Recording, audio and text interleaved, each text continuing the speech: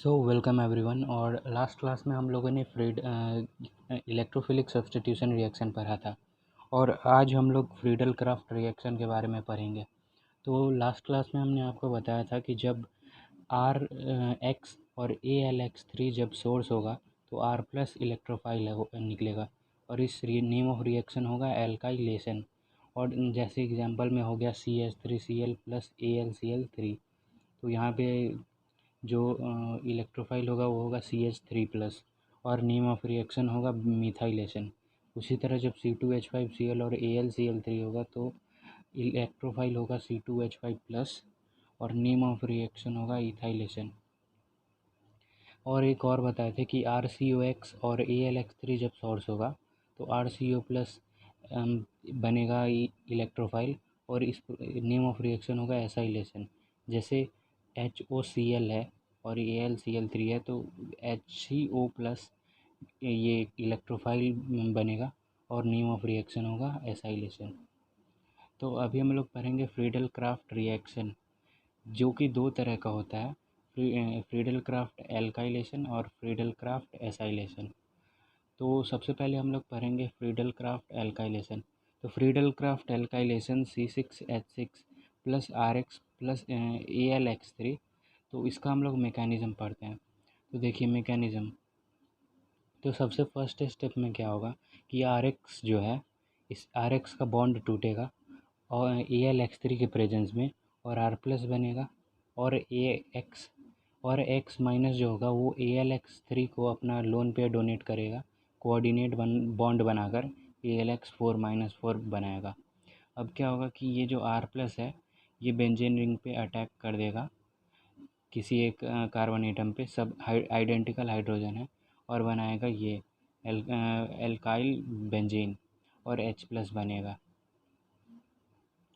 तो ओवरऑल जो रिएक्शन है वो ये है कि benzene plus RX in the presence of AlX3 will form alkyl benzene plus HX plus AL। तो अब है फ्रीडल क्राफ्ट एसाइलेशन। तो फ्रीडल क्राफ्ट एसाइलेशन में जैसे एग्जांपल है C6H6 plus RCOX in the presence of AlX3। तो इसमें क्या होगा कि RCO प्लस जो होगा वो इलेक्ट्रोफाइल बनेगा। तो RCOX in the presence of AlX3 के प्रेजेंस में क्या होगा कि CX का जो बॉन्ड है वो X ज़्यादा इलेक्ट्रोनिगेटिव होने के कारण इलेक्ट्रॉन X की तरफ जाएगा और X माइनस बनेगा और RCO प्लस बनेगा।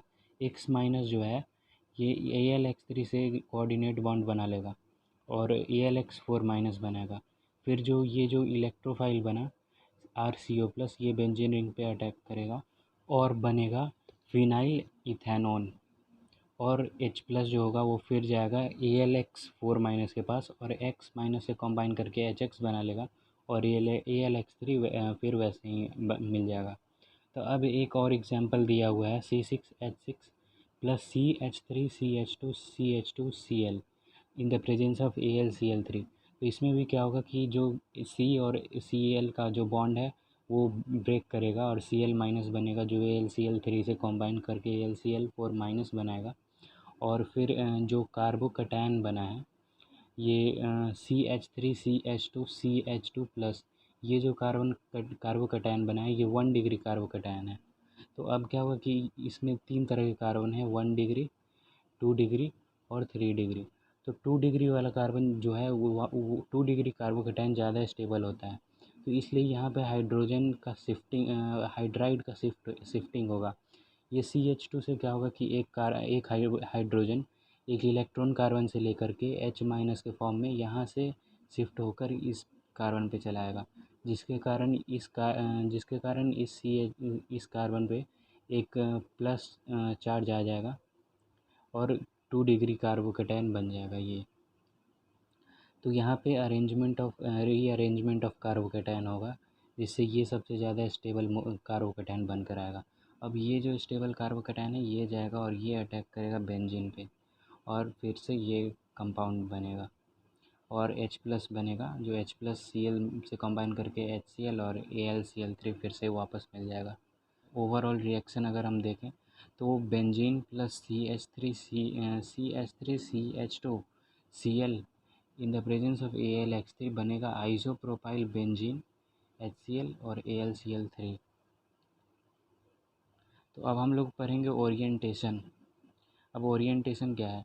The determination of position in if of new electrophile in benzene ring in presence of functional group is called orientation. तो जब बेंजीन ग्रुप में पहले से ही कोई फंक्शनल ग्रुप लगा रहेगा, तब जो ये इलेक्ट्रोफाइल अटैक करेगा वो किस पोजीशन पे अटैक करेगा वो बताता है ओरिएंटेशन। तो इसके लिए सबसे पहले हम कुछ पोजीशंस पढ़ लेते हैं।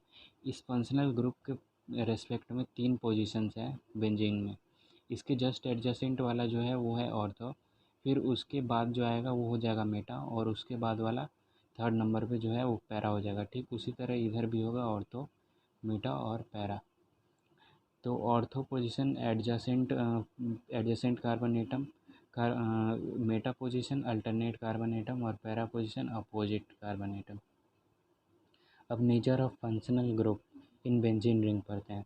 तो जो फंक्शनल ग्रुप होता है बेंजीन में लगा हुआ वो 2 तरह का होता है। एक होता है ऑर्थो पैरा डायरेक्टर और एक होता है मेटा डायरेक्टर। तो ऑर्थो पैरा डायरेक्टर इसके बारे में पढ़ते हैं। तो ऑर्थो पैरा डायरेक्टर क्या होता है कि the functional group which directs the new entrant electrophile at ortho and para position are called ortho-para directors. Such groups increase the electron density at ortho and para position. Therefore, the electrophile will attack at ortho and para position. सो इस case में क्या होगा कि जो ortho and para director होता है वो क्या करता है कि जो ऑर्थो और पैरा पोजीशन पे इलेक्ट्रॉन का जो डेंसिटी है वो बढ़ा देता है, जिसके कारण जो इनकमिंग इलेक्ट्रोफाइल है वो ऑर्थो और पैरा पोजीशन पे अटैक करता है। तो अब एग्जांपल देख लेते हैं ऑर्थो पैरा डायरेक्टर का। जैसे ये NH2 ग्रुप है, NH2 के पास लोन पेयर है, ये क्या करेगा अपना लोन पेयर यहाँ पे C और N के बीच में जो उतार देगा और पाई बॉन्ड बना लेगा। और फिर क्या होगा कि अंदर यहाँ पर जो पाई बॉन्ड है ये शिफ्ट कर जाएगा इस कार्बन पे, जिसके कारण इस पर माइनस चार्ज आ जाएगा। और फिर अंदर रेजोनेंस होगा जिसके कारण माइनस चार्ज एक बार ऑर्थो पे आएगा, फिर पैरा पे आएगा और फिर से ऑर्थो पे आएगा।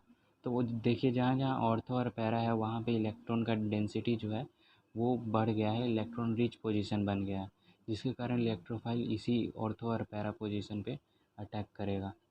तो अब इसका ऑर्थो पैरा डायरेक्टर कौन सा हो सकता है, कौन सा ग्रुप हो सकता है?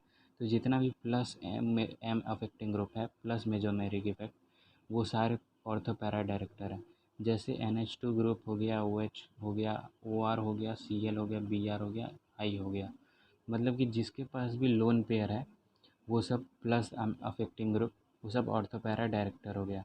दूसरा हो सकता है जैसे ऑल एल्काइल हो गया, जिसके पास अल्फ़ा एच एटम है, तो वो सब जितना भी ऑल एल्काइल हो गया विथ अल्फ़ा एच एटम वो सब ऑर्थो पैरा डायरेक्टर हो गया, जैसे कि CH3 C2H5 C3H7। अब है मेटा डायरेक्टर। तो Meta director the functional group which direct the new entrant at meta position are called meta directors. Such groups create positive charge at ortho and para position. Therefore, electrophile will attack at meta position. तो Meta director में क्या होता है कि जो functional group होता है वो ऑर्थो और पैरा पोजीशन पे पॉजिटिव चार्ज क्रिएट कर देता है, तो जिसके कारण वहाँ पे इलेक्ट्रॉन डिफिशिएंट पोजीशन हो जाता है वो, और इस कारण से जो इलेक्ट्रोफाइल है इनकमिंग इलेक्ट्रोफाइल वो मेटा पोजीशन पे अटैक करता है, क्योंकि वो रिलेटिवली रिच हो गया इन कंपैरिजन टू ऑर्थो और पैरा, वो इलेक्ट्रॉन रिच पोजीशन हो गया। तो ऐसे को कहते हैं मेटा डायरेक्टर। अब इसका एग्जांपल क्या हो सकता है वो देखते हैं। इसका एग्जांपल हो गया C double bond O, N double bond O और S double bond O। C double bond O, N double bond O and S double bond O containing groups are meta directors. ये सारे -M affecting group है। तो इसका mechanism देख लेते हैं कि कैसे ये -M अफेक्टिंग ग्रुप है। तो देखिए इसमें क्या होता है कि जो C और O के बीच जो बॉन्ड है पाई बॉन्ड है वो पाई बॉन्ड O पर आकर के शिफ्ट हो जाता है, जिसके कारण O पे निगेटिव चार्ज आ जाता है। और यहाँ जो बेंजीन रिंग में कार्बन के बीच में पाई बॉन्ड है वो पाई बॉन्ड सी से के बीच में यहाँ पे उतर जाता है, और जिसके कारण यहाँ एक प्लस चार्ज आ जाता है। फिर ये प्लस चार्ज यहाँ मूव करता है, फिर ये रेजोनेंस के कारण यहाँ मूव करता है, जिसके कारण ऑर्थो और पैरा पे पॉजिटिव चार्ज आ जाता है, और मेटा के रिलेटिवली रिच इलेक्ट्रॉन पोजीशन होता है। तो अब इसका एग्जांपल देख लेते हैं। तो इसका एप्लीकेशन है, एग्जांपल नहीं है। तो इसका एप्लीकेशन ये है, जैसे पहला एग्जांपल दिया है HNO3 + H2SO4। तो ये इस सोर्स के प्रेजेंस में क्या होगा कि जो NO2 प्लस इलेक्ट्रोफाइल आएगा वो अटैक करेगा, सारे कार्बन एटम आइडेंटिकल है तो वो किसी भी कार्बन पे अटैक करेगा और ये बनाएगा नाइट्रोबेंजीन। तो और दूसरा एग्जांपल देखते हैं, जैसे कि OH। इस बेंजीन में क्या है कि OH फंक्शनल ग्रुप पहले से लगा हुआ है जो कि ऑर्थो पैरा डायरेक्टर है। तो जो NO2 प्लस होगा वो ऑर्थो और पैरा पोजीशन पे अटैक करेगा, और ये दोनों जो है ये मेजर प्रोडक्ट होगा। और माइनर प्रोडक्ट भी बनेगा मेटा पोजीशन वाला, लेकिन ये माइनर होगा। अब एक थर्ड है एग्जांपल है, इसमें क्या है कि CHO, ये मेटा CHO ग्रुप लगा हुआ है और ये मेटा डायरेक्टर है, तो इसलिए मेटा पोजीशन पे NO2 ग्रुप लगेगा और ये मेजर प्रोडक्ट होगा। बाकी ऑर्थो पैरा वाला भी बनेगा, लेकिन ये माइनर प्रोडक्ट होगा।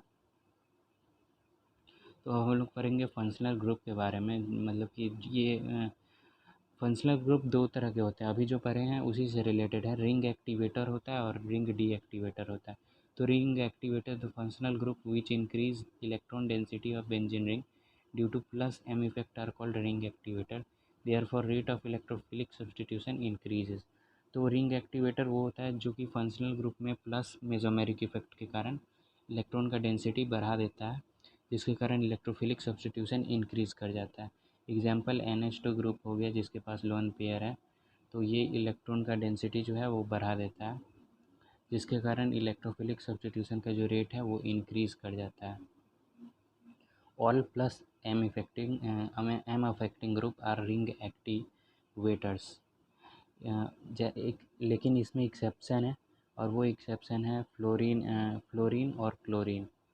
अब ऐसा क्यों है इसको भी हम बाद में अभी डिस्कस करने वाले हैं, लेकिन उससे पहले पढ़ लेते हैं रिंग डीएक्टिवेटर्स।